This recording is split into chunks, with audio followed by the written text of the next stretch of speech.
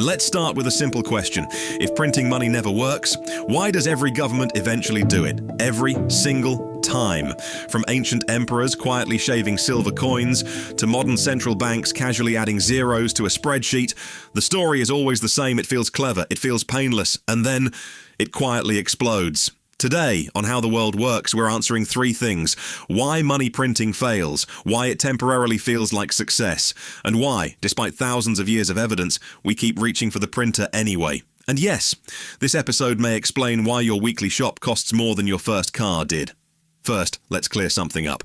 Governments aren't literally printing banknotes like it's Monopoly night. Most money printing today happens digitally. No ink, no paper, just numbers being created inside the banking system. The official term is monetary expansion. The unofficial translation is, we don't have enough money, so we're inventing some. This new money usually enters the system by buying government debt, propping up banks, funding emergency spending, or quietly filling holes no one wants to talk about. And at first, it feels amazing. Markets rise, wages feel safer, crises look managed, politicians smile, central bankers say phrases like temporary measures and exceptional circumstances, and everyone pretends this is fine.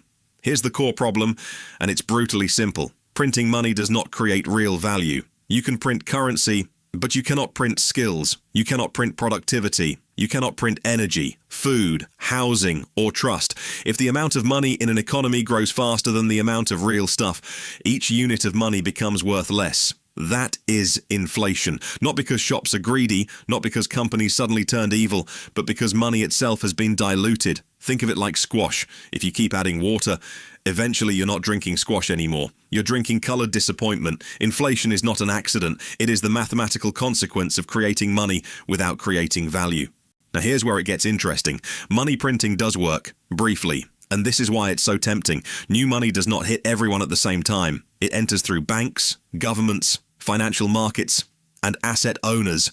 So the first people to touch it feel richer. Asset prices rise, stocks go up, property jumps. Politicians point at the charts and say, see, growth. But by the time that same money reaches workers, savers, and pensioners, prices have already adjusted. Your salary arrives after the damage is done. This is why inflation feels unfair, because it is. It rewards those closest to money creation and quietly punishes everyone else. So if this is all so obvious, why do governments keep doing it? Because the alternatives are worse, politically. When a government is in trouble, it has four real options. Option 1, raise taxes. Voters revolt. Option 2, cut spending. Public services collapse. Option 3, default on debt. Markets panic. Option 4, print money quietly. The pain arrives later, gradually, and can be blamed on something else. Guess which option gets chosen? Money printing isn't used because it works. It's used because it buys time.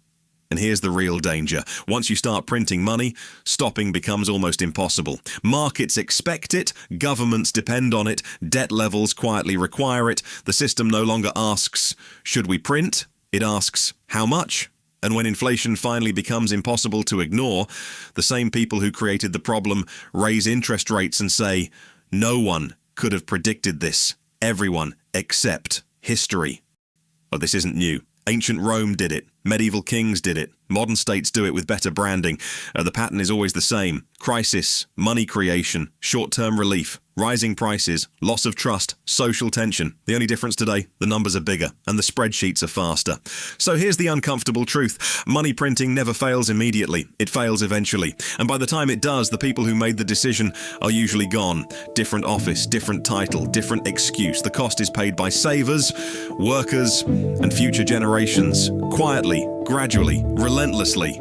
So next time you hear someone say, we can just print the money, remember, we always can, we always do, and it never ends the way people hope.